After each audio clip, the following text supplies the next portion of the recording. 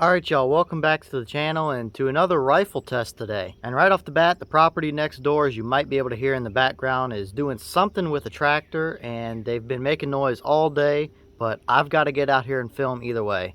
So I apologize, I'm trying to work around it the best I can, but it just is what it is. But anyway, we are out here again with some more rifle accuracy testing, and I've got a pretty interesting one today, not one that you see all the time. So the rifle in question that we're going to be testing today is actually my brother's rifle, but he rarely actually takes it out and uses it for anything. He did take a pretty decent elk with this gun and this ammunition combo, but that rifle is this one. This is a Ruger M77 Mark II, but it's the youth model. It's got the pretty short barrel on it. I want to say it's an 18 or a 20 inch barrel, something like that, but it's got the really compact stock on it as well. But this rifle, I don't know if you guys will be able to see it in the glare there, maybe, but it's chambered in 7mm-08 or 7mm-08, whichever you prefer to call it. I switch back and forth, and sometimes I just say the 708. Either way, this is a really pretty interesting little setup here. It's got some kind of a Nikon tactical scope thing on top here. I don't know a lot about what he put on here, but it's a very nice looking scope and it works great for everything we've used it for. And as for what ammo we're going to be testing today, I brought out his typical ammo that he runs in it, the Hornady American Whitetail ammo here. It's a 139 grain interlock projectile, and like I said, he did take an elk with this round in that gun. Now this bullet would not necessarily have been my first choice, but it did the job on an elk at 120 yards. It dropped him right where he stood, so it's definitely capable of doing it if you put the bullet right where it needs to go. But as far as what we're going to do to test it, I have a target set up over behind the camera that's 100 yards away from the bench, as well as I have a chronograph set up about 2 yards in front of me here, so we'll be able to see muzzle velocity. And I should mention, the box says 2,840 feet per second at the muzzle here.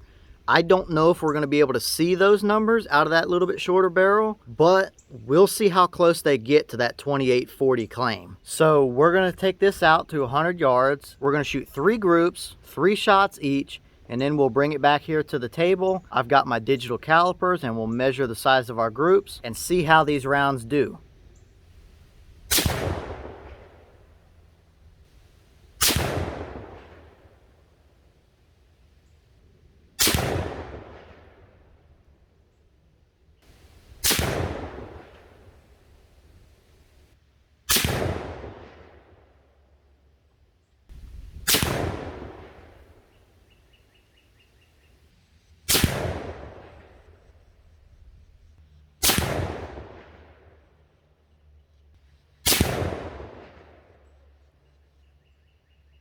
So those rounds seem to be relatively consistent. We had one or two that were kind of up there in velocity, but as far as our data here, we had a high of 25.99, a low of 25.01, and an average of 25.37. The box claimed 28.40, so we're about 300 feet per second less than what the box called for. So they definitely tested out of a much longer barrel than what we have.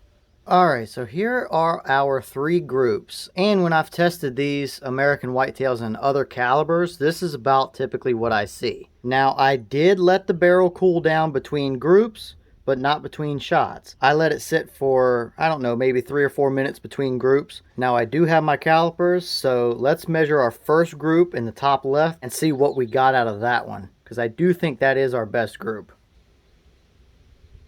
Alright, so our first group was a 1.41 inch group. Not all that amazing. Now, we did have those 2 first shots just about touching, but that's good enough for whitetail. But let's measure our second group and see what we get out of that one. Our second group definitely opened up to a 2.12 inch group. That is definitely not ideal, to say the least.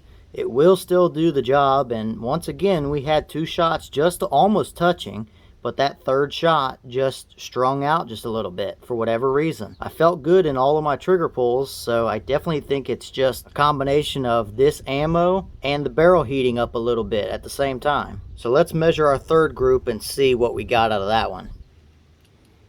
So in our third group, we moved back down just a little bit to a 1.72 inch group here. Ideally, I like to see my groups under an inch personally, but this is just what we got today, and results don't lie. Now, could that be a little bit of the ammo, a little bit of the barrel heating up? Absolutely, but this is what we got out of today's grouping here.